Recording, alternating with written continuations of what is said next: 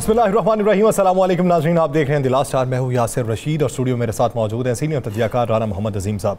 नाज़रीन, आज के प्रोग्राम का आगाज़ करेंगे सिंध के बल्दियाती इंतखाबात के पहले मरहले के हवाले से। साथ ही साथ हम बात करेंगे जो पंजाब के अंदर ज़िमनी इंतखाबात हो रहे हैं और तूफ़ानी दौरा जो कप्तान ने किया है मुख्तलिफ़ हलकों का, और मुख्तलिफ़ हलकों में वर्कर्स कन्वेंशन से खिताब किया है और उन्होंने जो आवाम को पैगाम पहुँचाया उस पर भी तफसीलन बात करेंगे। लेकिन आगाज़ जो है वो सिंध के बल्दियाती इंतखाबात के पहले मरहले से करते हैं।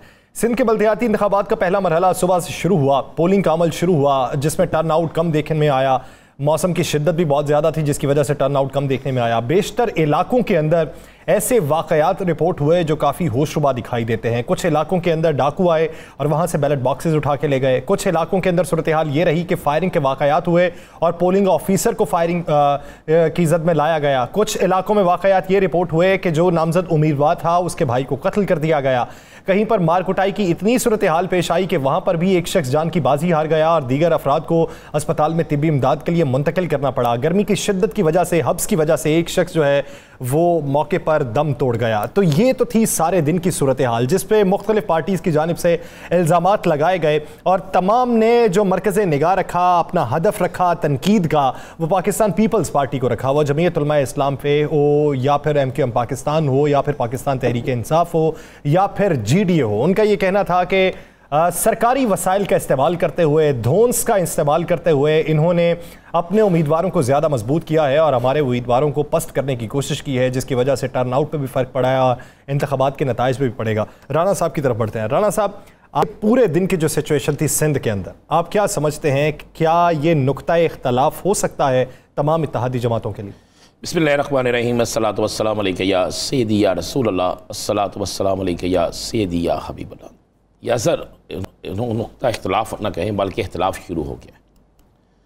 जमीयत उलमा इस्लाम जो है उनकी तरफ से जो प्रेस रिलीज़ जारी हुई है उस पर तो उन्होंने वाज़ेह कहा है कि इलेक्शन में हिस्सा लेना, जमहूरी अमल का हिस्सा बनना हमारे लिए जुर्म बन गया है और जुर्म बन गया है। उनके एक अहम तरीन रहनुमा पर जो कुछ हुआ आज हुआ, वो उनका एक मरकज़ी रहनुमा थे।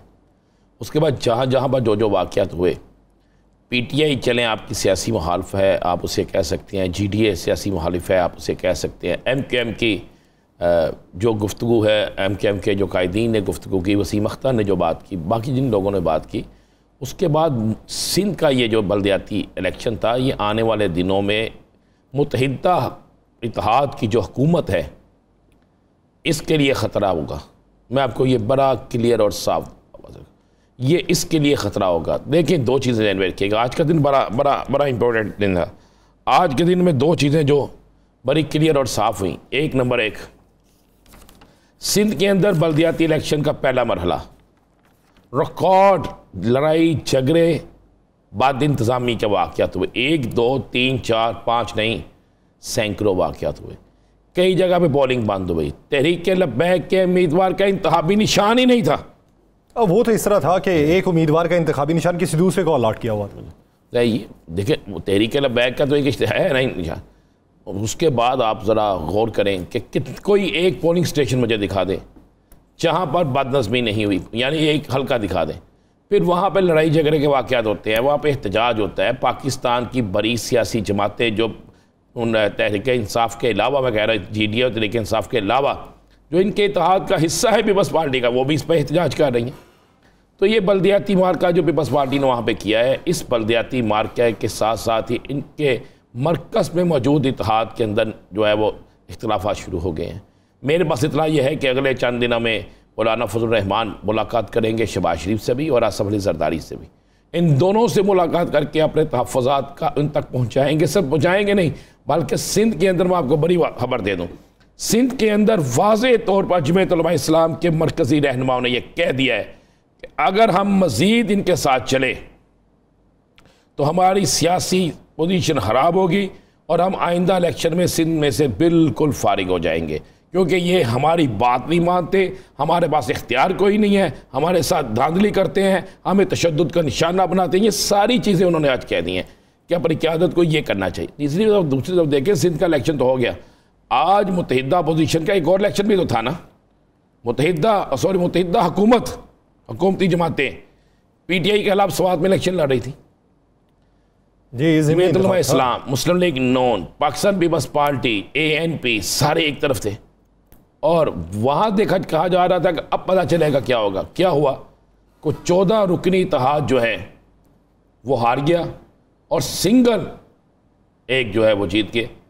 और ये कोई मार्जिन उसमें ये नहीं हुआ कि 112 वोटों से जीते हैं, जिस तरह कराची की नशिस्त जीते हैं पीपल्स MQM जीती है जो, वो चंद वोटों से जीती है। यहाँ पे अच्छा खासा मार्जिन है।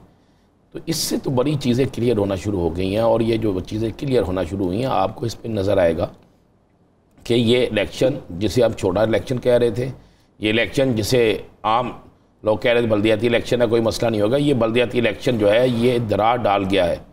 दरार पड़ेगी नहीं, दरार डाल चुका है। और आपको आने वाले चंद दिनों में ये सारी चीज़ें वाज़े तौर पर नज़र आएंगी। और जो चीज़ें नज़र आएंगी जिसमें उसमें ये सारा कुछ होगा। 1 2 3 देखिएगा आप, एकदम अचानक से आपको खबरें आएंगी कि जनाब फ़लाँ इत्तेहादी भी नाराज़ होकर चला गया, फ़लाँ इत्तेहादी भी नाराज़ होकर चला गया। पीपल्स पार्टी ने मनाने भी लगी रहेगी। और अगर वो मान जाते हैं तो जिन शराइत में वो मानेंगे वो शराइत पीपल्स पार्टी के अपने लोगों को मंजूर नहीं होंगी। ये जो MQM ने भी कहा है आज, आप मुझे एक बात बताएं, बल्दियाती इलेक्शन आज हो रहे थे पहले मरहले के, उस मौके पर आपने बाकी मामला जो है उनका भी जिक्र कर देना। जाहिर बात है कि जब एक प्रेशर पॉइंट होगा, उस प्रेशर पॉइंट पे फिर दूसरी बात अभी तो माजी भी तो निकलेगा ना बीच में। ये तो एक स्टाइल है जी, वो तो शुरू से ही ऐसा ही होता है या सर कि जब कोई चीज़ मनवानी हो तो एंड टाइम पे आगे यही काम होता है। अगर साबिक हुकूमत इमरान खान की हुकूमत जो थी, अगर वो इन इत्तेहादियों के साथ 3.5 साल मुश्किल से निकाल सकी और इनकी डिमांड सुन के इनको वजारतें दे के इत्तेहादियों को, तो ये तो 2 वोटों से खड़े हैं ना। फिर तो आप समझते हैं कहाँ पे क्या होगा। और ये जो गवर्नरशिप वाली, मुझे वो मिसाल याद आ गई, वो जाके ऑर्डर देते हैं ना किसी चीज़ का खाने पीने का, वो कहते हैं ये भी है, ये भी है, ये भी है, ये भी है, ये भी है। वो एक दूसरे की तरफ देखना शुरू होता है कि यार ये समझते थे हम बहुत बड़ा ऑर्डर देंगे, तो वो ऑर्डर देने के सारा कुछ बात कहता लीमू है सलाद पे निचोड़ने के लिए, कहता नहीं है, कहता ऑर्डर कैंसिल। तो MQM की क्या आपको ये सूरत हाल लगती है कि किसी नहज पे आके MQM कह दे मुआहदा कैंसिल? MQM नहीं कहेगी। MQM को जब कोई हुक्म मिलेगा बेचारे उस वक्त कहेंगे।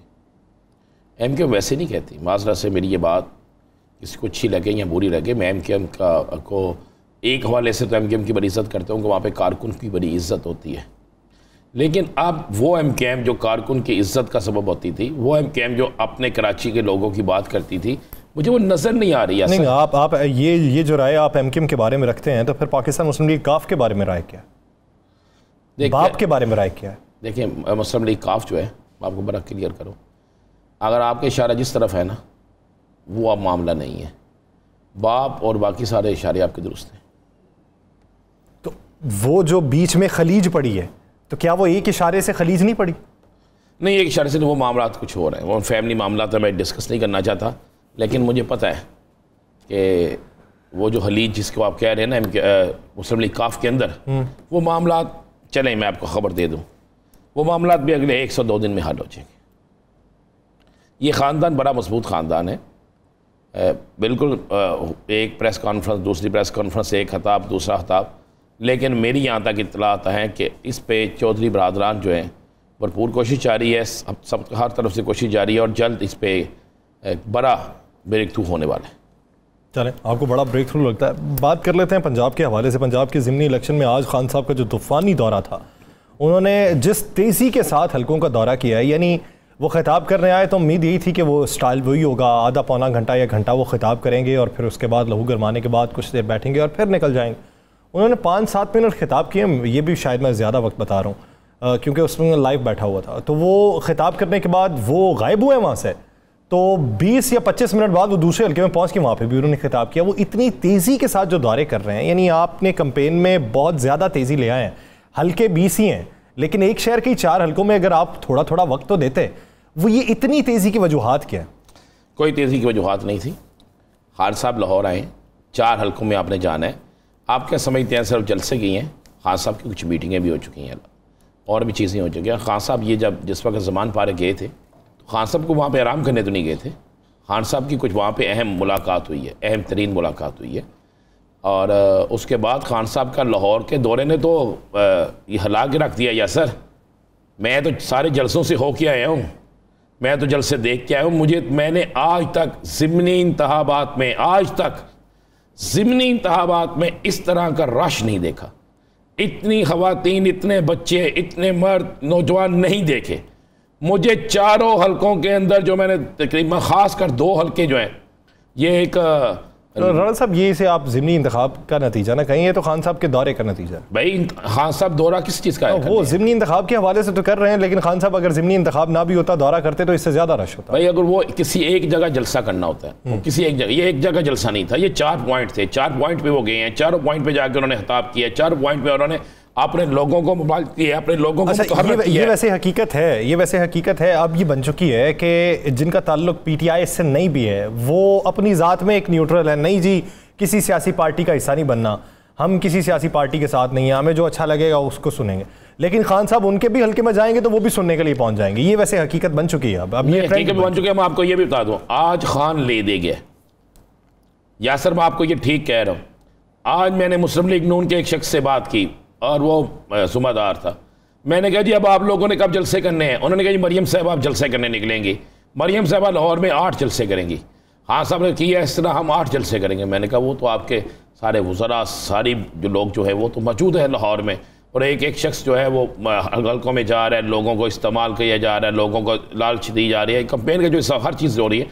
उन्होंने कहा हर चीज़ नहीं होगी। मैं आपको ये बड़ा क्लियर बता दूँ, जी हम खान साहब के मुकाबले में मरियम साहबा समेत बाकी सारे लोगों को निकालेंगे, क्योंकि अगर खान के मुकाबले में हमने सबको ना निकाला, पूरा सरसों का इस्तेमाल ना किया, तो फिर खान हमें इलेक्शन नहीं जीतने देगा। या सर ये मैं आपको एक ज़िम्मेदार शख्स की बात आ रही। एक और मैं आपको बड़ी खबर दे दूं, आपको पता है कि लाहौर के 4 हलके, उसके बाद शेखुपुरा, उसके बाद आप फैसलाबाद, पता है ना आज क्या हुआ है? जी जी जानता हूँ। आज जो एक बंदा मर गया ना उसमें, ये सारे हलकों में जो हो रहा है, ये किसकी तरफ से हो रहा है, किसके खिलाफ हो रहा है? इन सारे हलकों के सरकारी मुलाजमीन को बड़ी खबर मैं दे दूं, आज ये कहना शुरू कर दिया गया है कि आपने वोट हुकूमती उम्मीदवार को देना है। मुझे खुद ये बात कई लोगों ने तस्दीक की कि हमें कहा गया है कि आप उनसे लिस्ट क्या मांगी गई है, एक लिस्ट उनके पास है, एक उनसे मांगी जा रही है आपके घर में कितने फर्द हैं, कितनों के वोट बने हुए हैं, क्या क्या करेंगे। ये वोट आपने कास्ट करना है, और वोट जब कास्ट करने जाना है तो आपने हमें मिल के जाना है। हमने उस चेक करना है कि आपके फलां बूथ से इतने वोट निकले कि नहीं निकले, ये कहा जा रहा है। मुझे एक सरकारी मुलाजिम ने कहा, उसने कहा जी क्या होगा, हमारे खिलाफ कोई चीज़ करेंगे बर्दाश्त कर लेंगे। हम जलसों में अपने कपड़े चेंज करके जाते हैं। वो अच्छा सरकारी मुलाजिम है और अच्छी जगह पे लगा हुआ। उसने कहा जी मैं अपने जब जाता हूँ तो अपना हुलिया चेंज कर लेता हूँ, और जाके मास्क लोगों ने नहीं पहना तो मैं मास्क पहनता हूँ, जलसों में चला जाता हूँ। क्या करें, हम तो खान को पसंद करते हैं, हम उनके साथ हैं, लेकिन हमें ये अहकामात मिले। अब इलेक्शन ऐसे नहीं होता। इमरान खान का एक टूर लाहौर का हो गया, इमरान खान के टूर ने पूरी मुस्लिम लीग नून को, पीपल्स पार्टी को, देखें ये इनके मुकाबले में सारे खड़े हैं, उनको परेशान कर दिया। अब खान दोबारा लाहौर आ रहा है। या सर लाहौर बड़ा एक अहम टारगेट है। खान दोबारा लाहौर आ रहा है। खान साहब लाहौर आके इमरान खान जो है आखिरी जो रैली होगी वो इमरान खान उसकी क़यादत करेंगे, और वो 4 हलकों से होकर निकले जाएगी। और जब लाहौर में एक रैली जिसमें इमरान खान जिसकी खुद क़यादत कर रहे हो, फिर वो 4 हलकों में जाए, तो फिर आप अंदाज़ा लगा सकते हैं आखिरी दिनों में फिर क्या होगा। लाहौर के 4 इलेक्शन है, 4 सूबाई हल्के हैं लाहौर के, और लाहौर सियासत का घर है। जब लाहौर से तहरीक चले, लाहौर से जीत हार का फैसला हो, तो हुकूमतों के आने जाने की सारी चीज़ें हो जाती हैं। सही, यानी आप ये कहते हैं कि एक और दौरा होगा और वो दौरे में रैली की क़यादत करते हुए इमरान खान साहब मुख्तलिफ हलकों में जाएंगे, तो नताइज कुछ तब्दील भी हो सकते हैं। नाज़रीन एक ब्रेक लेनी है, ब्रेक के बाद वापस पाकिस्तान पीपल्स पार्टी के रहनुमा तैमूर तालपुर साहब हमारे साथ मौजूद होंगे। MKM पाकिस्तान के रहनुमा मोहम्मद अबू बकर हमारे साथ मौजूद होंगे, और उनसे सिंध के बल्दियाती इंतखाबात पर जो तहफ़्फ़ुज़ात के हवाले से मौक़िफ़ सामने आ रहे हैं उस पर तफसीली गुफ्तगू होगी। कहीं नहीं जाएगा, स्टे विद अस।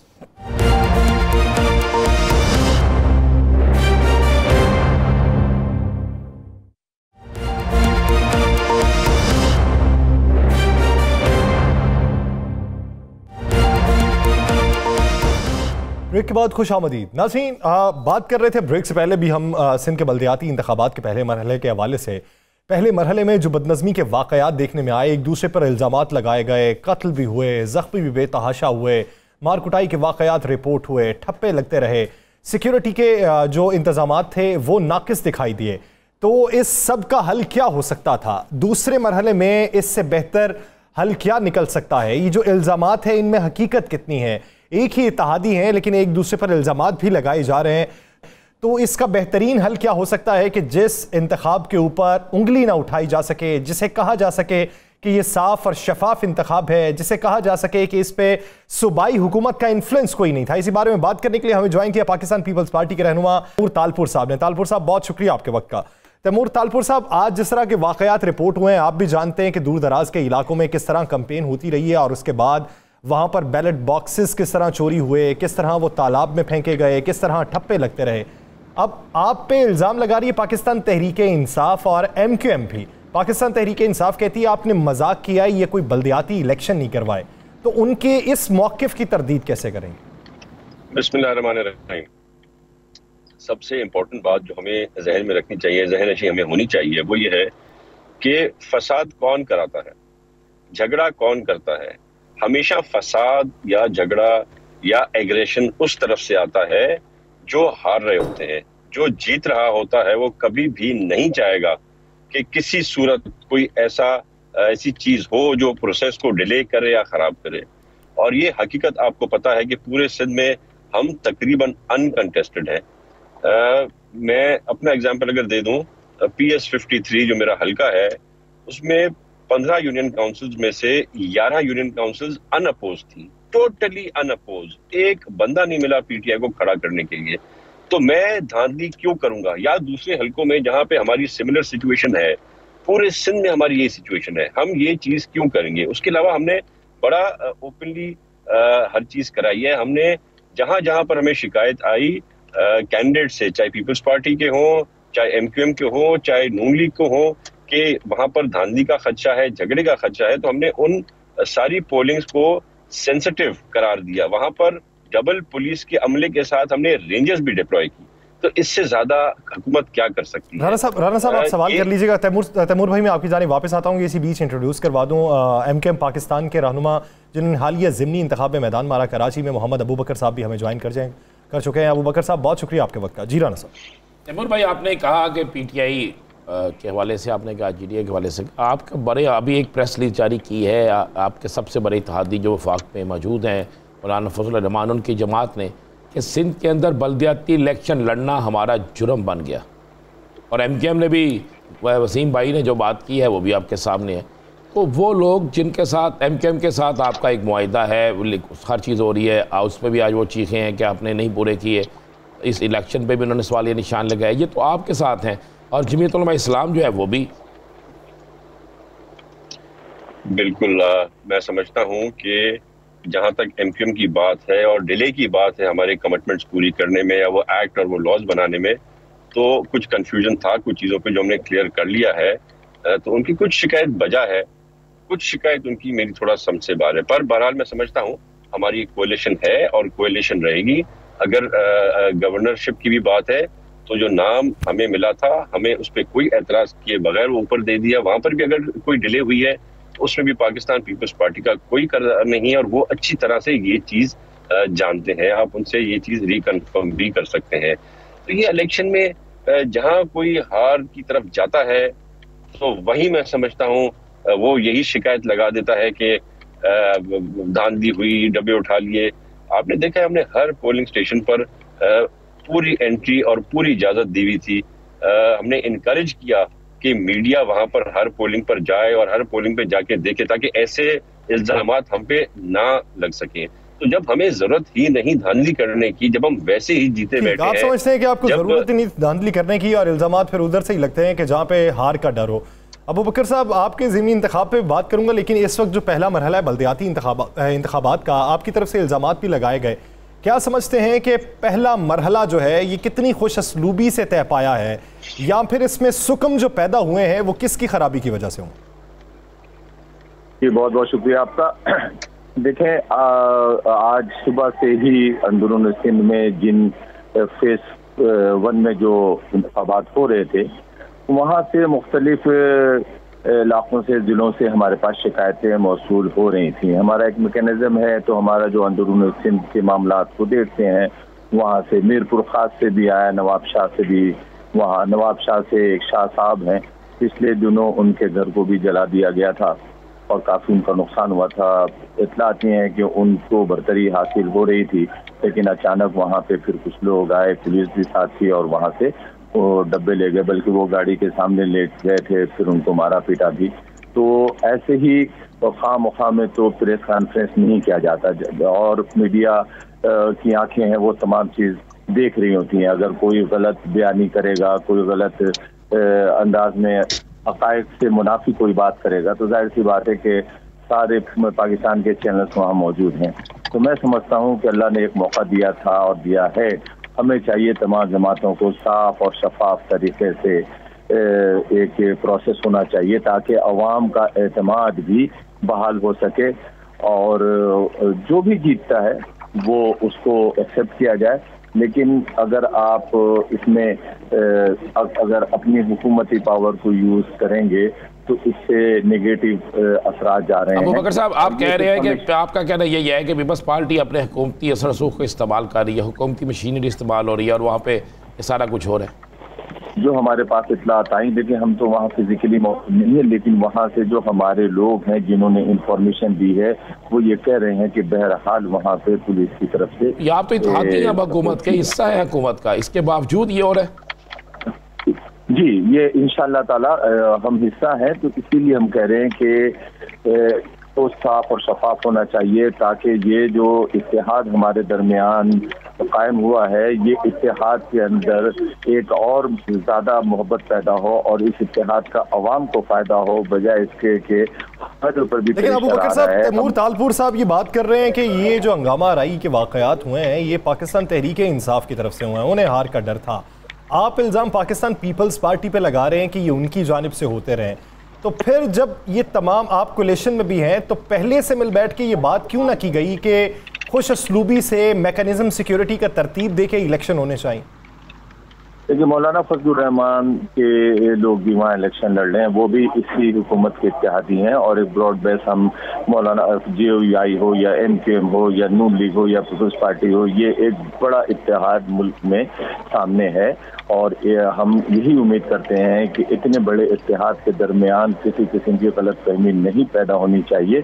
लिहाजा ये है कि कहीं पे भी किसी भी जमात को इस तरह की कोई मौका ना मिले कि वो इस पे अदम एतमाद करे या उस पर ये कहे कि यहाँ पे मैं धांधली का लफ्ज़ इस्तेमाल नहीं कर रहा हूँ, लेकिन मैं ये ज़रूर कहूँगा कि कहीं पे भी पुलिस है दीगर लोगों को इसमें इस्तेमाल नहीं होना चाहिए और फेयर एंड फ्री इलेक्शन का जो एक नारा है जो पीपल्स पार्टी भी कहती है और दीगर कहते हैं, तो उसको पूरी तौर पे जो है ना नजर दिया आना। अबू बकर साहब, जिस तरह तैमूर तालपुर साहब पहले ही एक बात कर रहे थे, उनका ये कहना था कि हमारे एंड से गवर्नर की तकर्री के हवाले से कोई परेशानी नहीं थी, कोई दिक्कत नहीं थी, हमने वही समरी जो है वो विफाक पे भिजवा दी थी, अब कोई परेशानी है तो वो वहाँ पे है, कोई रुकावट है तो वहाँ पे है। आप इस बात से एग्री करते हैं?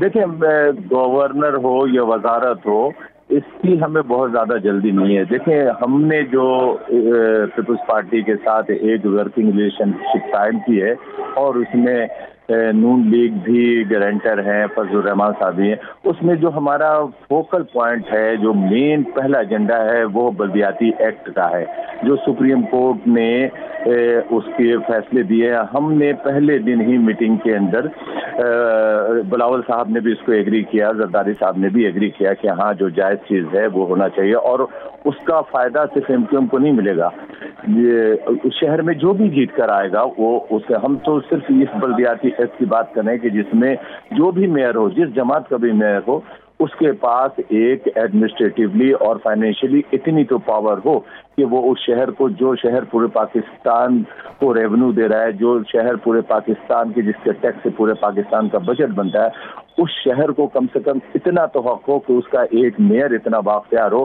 कि वो उस शहर में रहने वाले, चाहे वो कोई भी जुबान बोलने वाला, ये तो मल्टी नेशनल सिटी बन गया है और इसके अंदर अबू बकर भाई जितने आपने मुतालबात रखे थे, जो आपकी शराइत थी, उनमें से एक भी अभी तक पूरी नहीं हुई। वो MQM कहाँ गई जो महंगाई पे बात करती थी? वो MQM कहाँ गई जो लोड शेडिंग पे बात करती थी? वो MQM कहाँ गई जो कहती थी 5 रुपये लीटर पेट्रोल महंगा हुआ है, हम इसे अफोर्ड नहीं करते? आज महंगाई की बजाय सिर्फ आप अपने मुतालबात जो दीगर है उस पर जा रहे हैं, तो MQM का नजरिया बदल गया है, MQM पे प्रेशर है, क्या है? देखिए, नजरिया तो MQM का वही है और MQM का नजरिया ही है कि जो गरीब तबके की बात करता है। मैं आज लांडी से और कोरंगी से मुंतखब हुआ हूं, तो मैं एक गरीब तबके से ताल्लुक रखता हूं। मैं हैंड टू माउथ वाला आदमी हूं, तो मुझसे ज्यादा कौन समझ सकता है कि पेट्रोल की कीमत जब बढ़ती है तो उसका असर कितना पड़ता है। आज मैं इस्लामाबाद से आने के बाद पेट्रोल डलवाने गया, मैंने 2500 के पेट्रोल डलवाए तो मेरी जान निकल रही थी कि आधा भी कांटा नहीं पहुंचा।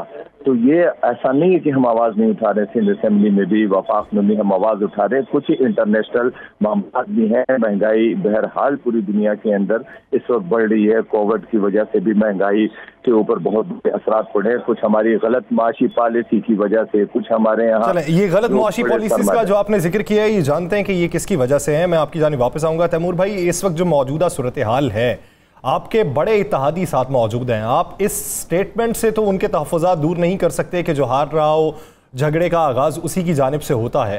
तो जब इतने ज़्यादा तहफ़्फ़ुज़ात हैं, तो पहले मरहले के इख्तिताम पे आप क्या कोई कमेटी तश्कील देंगे या तमाम स्टेक होल्डर्स के साथ मीटिंग करेंगे और उनके तहफ़्फ़ुज़ात दूर करेंगे?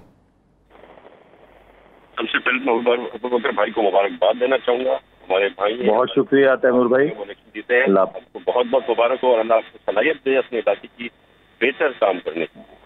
दूसरी बात, एक कमेटी तश्कील हुई है प्राइम मिनिस्टर शहबाज शरीफ की, जो हमारी बेहतर कोऑर्डिनेशन के लिए।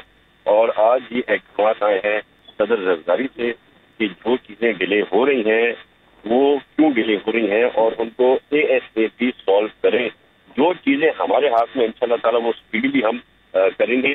और मैं समझता हूँ जो आने वाले हमारे बाकी 2 राउंड हैं इलेक्शन के, उससे पहले मैं एडवाइस दूंगा अपनी पार्टी को, पाकिस्तान पार्टी को, बैठ के एक कमेटी बनाए जिसमें हम बैठकर पहले ये चीजें तय कर सके। जहाँ पर हमें खदशा है, हमने इस बार भी कोशिश की, जहाँ पर खदशा था हमने वहाँ पर उन पोलिंग्स को सेंसिटिव शो किया। हमने वहाँ पर रेंजर्स की भी रिक्वेस्ट की तैनात करने को, पुलिस की भी हमने नफरी बढ़ाने को कहा।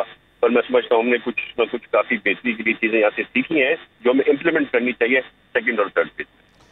अबू बकर भाई, आपने मुल्की मईशत की बात की, 3.5 साल आप इत्तेहादी रहे। 3.5 साल में मुल्की मईशत का क्या आपको इल्म नहीं हो सका? उस वक़्त यही हालात, महंगाई के सारा कुछ था, तो आप लोग कहते थे भाई ये महंगाई किसी सूरत काबिल कबूल नहीं। तो अब कौन सा ऐसा नुस्खा आपके पास आ गया है कि आपको इस मुल्क की महंगा जो पूरी दुनिया में महंगाई है वो बुरी नहीं लग रही और पाकिस्तान में भी बुरी नहीं लग रही? पहले तो आपको लगती थी। नहीं, देखिए, पहले भी बुरी लगती थी और अब भी बुरी लगती है। महंगाई किसी ऐसे गरीब मुल्क में जहाँ पे बेरोजगारी का मामला है, और जहाँ तक आपने कहा कि 3.5 साल प्राइम मिनिस्टर MQM का नहीं था। चीफ एग्जीक्यूटिव के पास होते हैं इख्तियार, हम तो आवाज उठा सकते हैं, जो अवाम की आवाज है वो पहुंचा सकते हैं। एक इख्तियार होता है कि आप अपनी चीजों को ले जाकर कहीं पे बयान कर सकें, और एक इख्तियार होता है कि जो इम्प्लीमेंटेशन कराने की ताकत रखता है। तो हमने तो जाहिर सी बात है कि जब इस तरह की महंगाई की बात हुई, वो पिछली हुकूमतें हों या आज की हुकूमत हो, महंगाई बहरहाल गरीब आवाम के लिए लेकिन इस वक्त आप जैसा देखते हैं कि IMF के हवाले से, FATF के हवाले से बहुत सारी ऐसी मजबूरियां भी हैं, बहुत सारी ऐसी शरायतें भी हैं कि अगर उनको आप नहीं पूरी करते तो मजीद खराबी पैदा होती है मुल्क के अंदर। तो ये कड़वा घोट पीना पड़ रहा है, लेकिन इंशाअल्लाह ताला मैं समझता हूँ कि सारी जमातें मुत्तहिद होकर और गरीब आवाम के लिए जरूर सोचेंगी। अगर नहीं सोचेंगे तो फिर आवाम फिर हमसे भी इसका जरूर सवाल करेंगे। अबू बकर साहब, क्या आप तायीद करते हैं इस मौक़िफ़ की कि उम्मीदवारों को उठा के घर बुलाया गया और पाकिस्तान पीपल्स पार्टी की जानिब से ये कहा गया कि आपको इस टिकट पे इलेक्शन नहीं लड़ना चाहिए, इस निशान पे इलेक्शन नहीं लड़ना चाहिए, आप खामोश होकर बैठ जाएं? क्या ऐसे कोई वाक़यात आपके भी किसी उम्मीदवार के साथ रिपोर्ट हुए? नहीं, हमारे देखें, बगैर तस्दीक की कोई बात नहीं करनी चाहिए। हमारे पास कोई अभी तक तो ऐसी कोई बात नहीं है। तो अगर कोई बात होगी तो जाहिर सी बात है कि हम उसको आपके बिल में लाएंगे और अपने दोस्तों से भी इसका शिकवा करेंगे, लेकिन अभी हमारे पास कोई ऐसी चीज हमारे पास ऑन रिकॉर्ड नहीं आई है। अच्छा अबू बकर साहब, MKM की मकबूलियत के बारे में क्या राय रखते हैं? आपने पहले पाकिस्तान तहरीक इंसाफ का साथ दिया था और अब इस मखलूत हुकूमत में आप शुमार हैं, तो आपकी जो नशिस्त थी जिस पे आप जीते हैं उसका टर्न आउट आपके सामने है। यही नशिस्त इससे पहले 61,000 वोटों के साथ जीती गई थी, जो मरहूम इकबाल साहब ने जीती थी। तो आप आने वाले दिनों के अंदर ये मकबूलियत में जो कमी है, जाहिर है कि ज़िमनी इंतखाबात में टर्न आउट कम होता है, लेकिन इस हद तक गिर जाना, उसकी वजह क्या समझते हैं? देखिए, उसकी सबसे बड़ी वजह है कोरंगी और लांडी।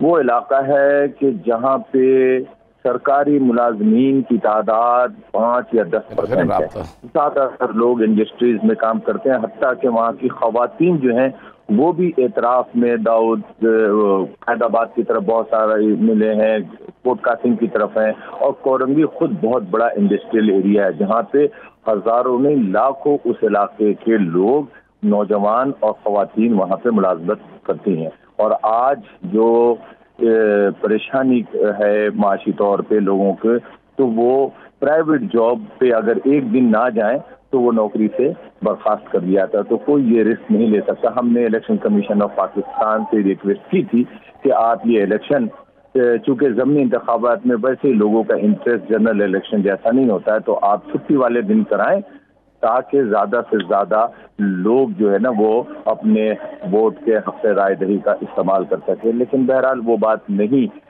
सुनी गई और नहीं मानी गई, जिसका रिजल्ट भी आपके सामने आया। दूसरी एक वजह ये थी कि तकरीबन 11-12 बजे दिन से ही किसी न किसी सियासी जमात के दरमियान उलझाव शुरू हो गया, उलझना शुरू हो गए, मारपीट शुरू हो गई। अबू बकर भाई, अब आप इस मौजूदा आलमी महंगाई को कितने दिन, आवाम को कब तक आपकी हुकूमत की तरफ से खुशखबरी मिलेगी और आप कब तक इस इत्तेहाद का हिस्सा रहेंगे? वसीम भाई ने तो आज बाकायदा धमकी दे दी है, तो क्या ये धमकी जो है आपके गवर्नर और कुछ जो मुतालबात है उसके लिए है, या अवामी महंगाई भी इस धमकी में शामिल है? हाँ नहीं, धमकी तो नहीं दी है।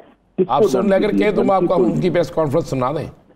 हाँ, धमकी नहीं दी। मकसद है, देखें हम एक कोalition पार्टनर हैं और कोalition पार्टनर बेवजन नहीं है, वजन रखते हैं। हमारी सीटों से हुकूमत, हमारी 5-6 सीटों से 6 सीटें हैं हमारी, उसकी हुकूमत।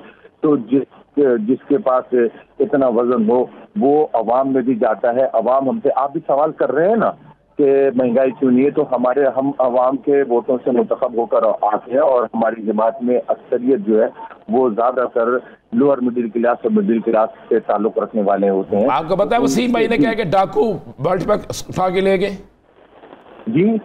आज वसीम भाई ने कहा कि डाकू ये लफ्ज इस्तेमाल किया कि डाकू वर्ल्ड बक्स उठा के ले गए, सारे जो आपके बक्स थे वो उठा के ले गए। तो ये डाकू किसको क्या है? इंसाफ को, जमात के लिए नहीं, जमात के लिए किसी के लिए नहीं कहा। उन्होंने कहा कि हमारे पास इतलात है कि कुछ प्रोफेशनल जो डाकू होते हैं वो शायद कहीं से आए हैं। कहते हैं प्रोफेशनल डाकू, हम यही जानना चाहते हैं। अब वो किसके लिए आए, किसके कहने पे आए, ये तो हमने कोई तफसील नहीं दी। उन्होंने कहा कि पता, ये इल्म में आई है कि कुछ ऐसे लोग जो क्रिमिनल हैं या डाकू हैं वो आकर उठा कर देकर जाए। मैं अबू बकर साहब वापस उस बात पे आता हूँ। आपने टर्न आउट की कुछ मुझे वजूहात बताएं कि किन वजूहात के बायस टर्न आउट कम रहा।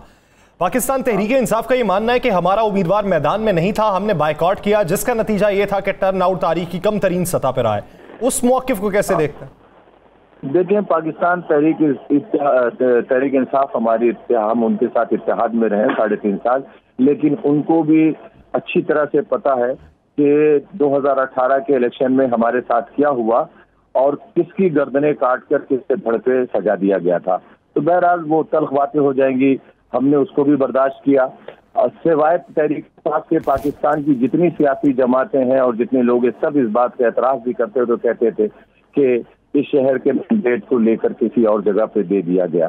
तो मकसद ये है कि अब वो कहने कि उनके कहने से तो चलने, ठीक है 2023 में भी इलेक्शन होगा तो चीजें आ जाएंगी सामने। तैमूर भाई, आपसे एक आखिरी सवाल ये बता दें कि आज के इलेक्शन में कुछ डाकुओं का अमल दखल भी के हवाले से भी कहा है उन्होंने, वसीम भाई ने, क्या वाकई को डाकू थे जो मुख्तलिफ जगहों से मुख्तलिफ चीज़ें उठा के ले गए?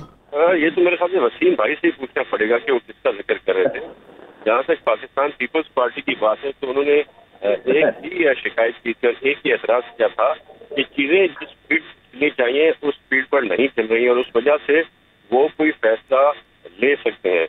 तो मैंने आपको वैसे बताया कि सदर जरदारी साहब के हमें अहकाम जारी हो चुके हैं कि जो जो चीजें रही हुई हैं उनको स्पीड अप करें और जो कमिटमेंट थी वो फौरी तौर पे पूरी होनी चाहिए। नहीं, क्या तैमूर साहब, आप वजह क्या समझते हैं? क्या पाकिस्तान मुस्लिम लीग नून को वजह समझते हैं? अगर आपके एंड से कोई मसला नहीं है, आपने तमाम रिक्वेजिशन आगे फॉरवर्ड कर दी है, तो अगर उस पर अमल दरामद नहीं हुआ तो फिर मसला तो वफाक में हुआ ना?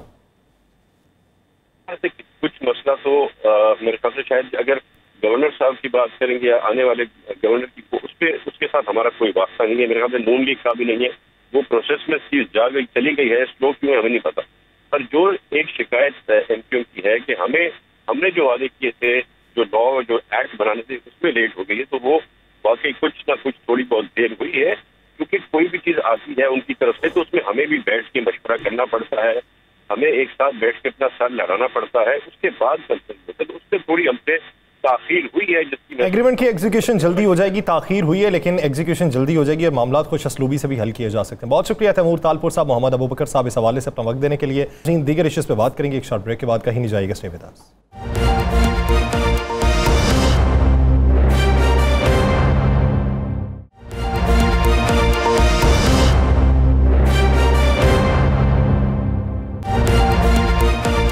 ब्रेक के बाद खुशामदीद नाज़रीन, हम सिंध के बल्दियाती इंतखाबात के हवाले से तफसीलन गुफ्तगू कर चुके हैं। वापस आते हैं पंजाब के ज़िमनी इंतखाब के हवाले से फिर से बात करते हैं, जो इस वक्त सियासी मंजरनामा बन चुका है।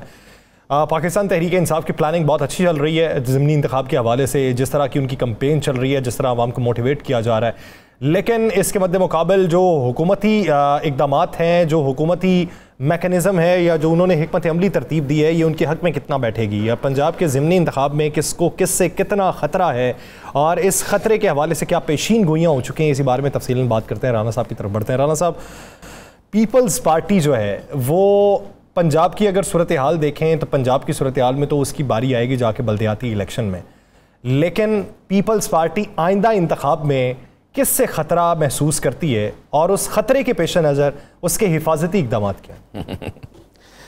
पीपल्स पार्टी देखिए, ऐसा बड़ी अच्छी आपने आखिर में बात कर दी कि मैं पहले प्लॉट बनाया पूरा ज़िमनी इंतखाब का, ज़िमनी इंतखाब के बाद पहले असल सवाल पे आऊँ, फिर वापस जाऊँगा ज़िमनी इंतखाब। देखिए यहाँ सर एक चीज़ तो ज़हन में रखिएगा, पीपल्स पार्टी इन ज़िमनी इंतखाबात के बाद खुल के हुकूमत की महंगाई तहरीक के ख़िलाफ़ कोई ना कोई बातें करना शुरू कर देगी। हुकूमत के कौन सी हुकूमत के? जिसका हिस्सा है, ये मैं आपको जो बात कह रहा हूँ ये नोट कर लीजिएगा, जिसका ये हिस्सा है।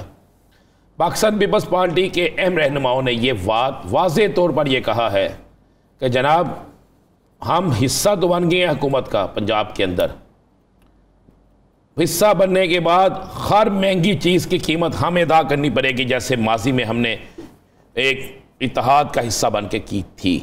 उन्होंने कहा पंजाब में हमारा वोट बैंक जो है वो एंटी मुस्लिम लीग नून है, एंटी तहरीक इंसाफ नहीं है। उन्होंने कहा एंटी मुस्लिम लीग नून है, हम मुस्लिम लीग नून के साथ बैठ गए हैं। 20 हलकों में से एक भी हल्का ऐसा नहीं है जहां पर हम ये शो कर सकें कि जनाब हमारा यहां पर 5, 10, 20, 25 हज़ार वोट है। उन्होंने कहा जी पिछले दिनों हमने एक ज़िमनी इलेक्शन पंजाब में 2 लड़े हैं, एक लाहौर में और एक खानेवाल में। उन्होंने कहा दोनों इलेक्शन में हमने नून लीग के खिलाफ सख्त कहा, हमने पीटीआई के खिलाफ सख्त कहा, हमारे लोगों ने पहले से ज़्यादा वोट लिए। अब हम इन्हीं लोगों की हमायत कर रहे हैं, तो देहातों के लोग, हल्कों के लोग बातें नहीं भूलते। वो कहते हैं जी आप फिर इस महंगाई के आप भी जिम्मेदार हैं, फिर इस बेरोज़गारी के भी आप भी जिम्मेदार हैं। उन्होंने कहा ये बात और पीपल्स पार्टी अलहदा हो रही है, हुकूमत से अलहदा होगी नहीं, लेकिन हुकूमती मौक़िफ़ से अलहदा होगी। और अब मैं चलता हूँ, आज को देता हूँ आपको बड़ी खबर। सर नहीं, आप मेरे प्लॉट की तरफ वापस आ जाए ना। मैंने जो इतना प्लॉट बुन्नत बनाई है, मैंने तो ज़िमनी इंतखाब की बनाई है, फिर मैं इधर चल पड़ा हूँ। अब वापस उस पर थोड़ा सा कमेंट करके फिर आगे चलें जिधर जाना। देखिए ज़िमनी इंतखाबात में हुकूमत की प्लानिंग देखिए हुकूमत की प्लानिंग मैंने आपको बता दी है, बड़ी क्लियर है। वो हर सूरत में इलेक्शन जीतना चाहते हैं। उनके जहन में है कि कम अज़ कम 8 सीटें हमने लेनी है हुकूमत बचाने के लिए। नहीं, मैजिक फिगर 8 का? हाँ जी, उनका मैजिक 14 का नहीं है, 14 नहीं है, 14 नाराज़ मना लिए, 8 ये ले जाएंगे तो उसमें कहेंगे जनाब 2 हमें मिल गई। नाराज़ सारे मान गए? नहीं, नाराज़ सारे, देखिए मैं आपको एक बात बताऊं, नाराज़ जो नाराज़ करता है वही मना लेता है, जो नाराज़ करता है वही नाराज़ को मना लेता है। तो आप क्यों फिक्र करते हैं? नहीं, अब आप ये देखें, आप देखें अब थोड़ा सा ट्रेंड तब्दील हो चुका हुआ। अब कुछ फैसले जो हैं वो अपनी ईमा पे करने की सोची जा रही है कि अब अपनी सियासत को अपने पांव पे खड़ा करके खुद आगे बढ़ाया जाएगा। ये बेशतर हम मिसालें हालिया ही देख चुके हैं। ये हालिया आप नहीं राना साहब इस बात को माने, हालिया हमने मिसालें देखी हैं जो इक्तफा करते थे, अब उन्होंने सोचा है कि नहीं ये निज़ाम तो हम बेहतर चला सकते हैं, हमारे पास पार है, तो वो जो उन्होंने फैसला किया है अब वो उन्होंने भी उधर से मुंह मोड़ने की कोशिश की है। तो आप क्या समझते हैं कि वो अभी भी उसी डगर पे रहे होंगे? बिल्कुल ऐसा ही है। अब कुछ चेंजिंगें हुई हैं, आपकी बात दुरुस्त है, लेकिन मैं आपको बता रहा हूँ पंजाब के हवाले से मैं आपको बता दूँ, जो नाराज़ थे वो राज़ी हो गए हैं। जब उन्होंने दोबारा नाराज़ होना होगा तो ना आपको पता लगेगा ना मुझे पता लगेगा। एक प्रेस कॉन्फ्रेंस वो लग पता जाएगा जिन्हों लगना है। नंबर 2, दूसरी आपको बता दूँ, इस 20 हल्कों के इंतखाबात में पीपल्स पार्टी को जो सबसे बड़ा नुकसान होने जा रहा है, पीपल्स पार्टी का वोट और इसके अलावा दूसरे दीगर सियासी जमातों का वोट तीसरे नंबर पे लाने वाले, तीसरे नंबर पे होगी तहरीक लब्बैक इन 20 के 20 हल्कों में। और तहरीक लब्बैक मैं आपको एक रिपोर्ट दे सकता हूँ, एक रिपोर्ट जो है उसके मुताबिक पंजाब, सिंध, ये सुनते जाएं, और केपी के 3 सूबों के अंदर तहरीक लब्बैक बहुत ज़्यादा मुतहर्रक हो चुकी है। रिपोर्ट है पंजाब के मुताल्लिक कराची के, मैं तो आज दफ्तर आते हुए शाहराहों पे देख चुका हूँ। और बिल्कुल ठीक कह रहे हैं आप, आज भी आप देख रहे हैं आपने, उन्होंने पूरी कंपेन का तरीकाकार भी बहुत अच्छा है। यानी आप रूह अफ़ज़ा बना के सड़क किनारे कैंप्स लगाए हुए हैं और हर आने जाने वाले को वो रूह अफ़ज़ा पेश करते हैं। इससे ये हाल ये नहीं, उनकी ख़वातीन, उनकी हमारी जो बहनें हैं वो गली गली मोहल्ले मोहल्ले जा रहे हैं, उनके कैंडिडेट तगड़े कैंडिडेट हैं। आप ज़हन में रखिएगा, आपको पता है शेखुपुरा में एक उनका जो उम्मीदवार है वो इस तरह लग रहा है जैसे दूसरे नंबर पे ना आ जाए।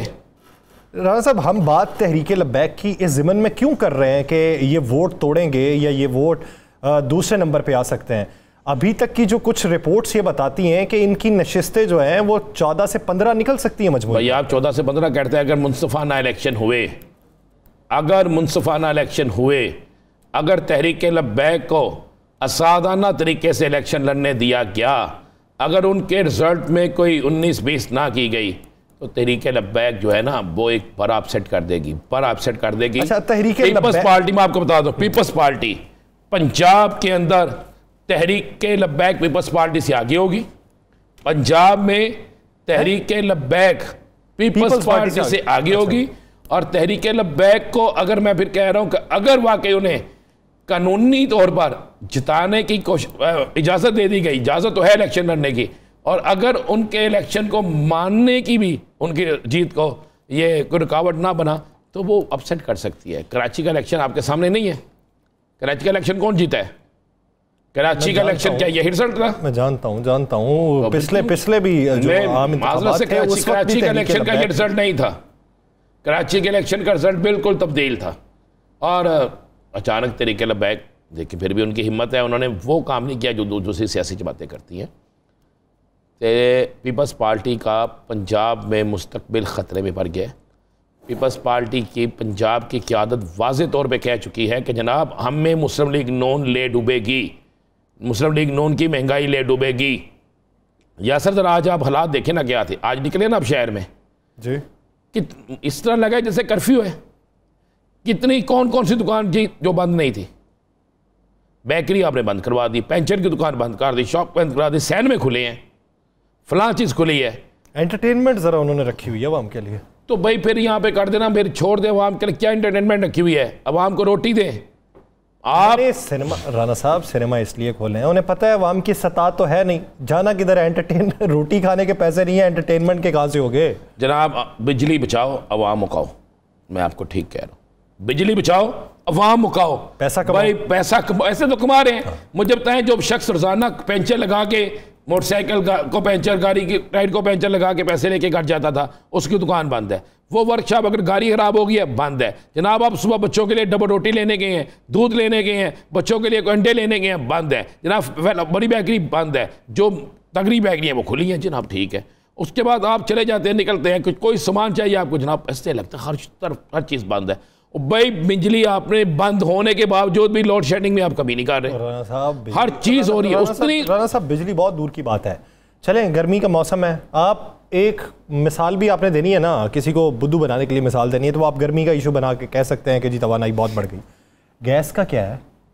गर्मी के मौसम में गैस कितनी इस्तेमाल होती है? यहाँ पे मेरे इलाके में 4 घंटे की गैस की लोड शेडिंग होती है रात में, बस।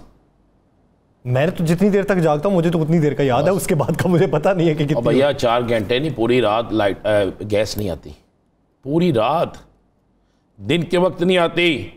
अब कौन सी सर्दियां हैं, अब कौन से हीटर चल रहे हैं, लेकिन ज़बानों को ताले लग गए हैं। हमने बोलना, हमने एहतजाज करना, हमने हुकूमत के ज़मीर को जगाना छोड़ दिया है। ना कोई एंकर ये काम कर रहा है, ना अवाम ये काम कर रही है, ना कोई और चीज़ है। और जब मुफ्ता इस्माइल जैसे लोग असम्बली में बैठ के कहें कि हमने चीज़ें महंगी की, कोई एहतजाज नहीं हुआ, फलाह किया, कोई एहतजाज नहीं हुआ, जब वो कहें कि जनाब हम और महंगी कर लेंगे, ये वही जूते मारने वाला हिसाब है ना, कि 4 जनाब बंदे बता लो। यानी ज़बान खल्क को नकारा खुदा समझो। जब ज़बान खल्क ही खामोश हो जाए और चुप साध ली जाए और सिर्फ दीवारों को तकते रहना ही आपका मशगला रह जाए, तो फिर इसी तरह ही मुल्की मामलात चलते हैं और इसी तरह ही वो आगे बढ़ते हैं। इसलिए बोलना हो तो पहले अपने हक़ के लिए बोलिए, तभी अपनी ज़ात से आगाज़ कीजिए तो कुछ बेहतर हो सकता है। नाज़रीन, दिलास शाह और राना अज़ीम साहब को दीजिए इजाज़त। अपना बहुत सा ख्याल रखिएगा। अल्लाह ने के बाद।